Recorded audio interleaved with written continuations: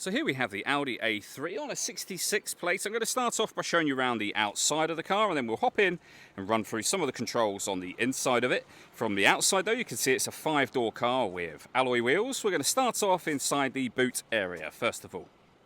As we approach the back of the car, you can see we have plenty of boot space along with that 60/40 split folding rear seat, should you wish to increase this space even further again. Okay, so we're just going to work our way back around to the front of the car, and then we'll hop in and run through some controls on the inside of it from there. Now that we've done a full circle though, you can see it's in excellent condition the whole way round.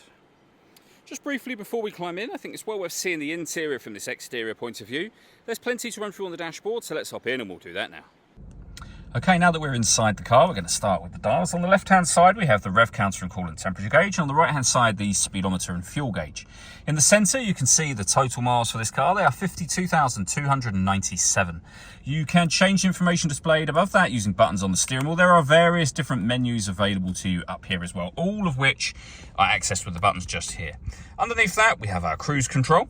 Over on the right hand side, we have stereo and phone controls. And then in the center, the main screen, which is where, amongst other things, you will pair up your phone.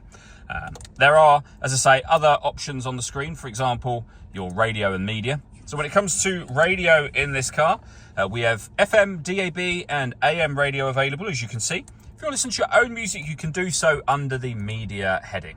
And again, there's a number of ways you can listen to your own music. Bluetooth audio, so you can stream it wirelessly, auxiliary input, USB input, SD memory card, and the CD player as well. So to say, lots of ways to listen to your music. All of the movement that I'm making on the screen is being done using this dial and the collection of buttons that surround it. Below that screen, we have the stop and start, which you can turn on and off. This car is designed to cut out when it's stationary in traffic to save you fuel. The system's off when that light shows. We can turn our traction control on and off.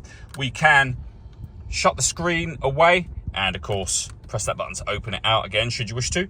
Drive Select will enable you to change the driving style of the car, so from comfort to auto, dynamic or individual, as you can see. And then below that, we have dual zone climate control. So you can adjust the passenger and driver temperature. You can increase and decrease the fan speed. You can determine where you'd like the air to be distributed, and you can turn your air conditioning off or back on again. You can use the climate control. So hit that button. The car will now take full control of the fan speed and the direction of the air to maintain the temperatures you've asked for. Any manual adjustment will override that and allow you to put it back on your own settings.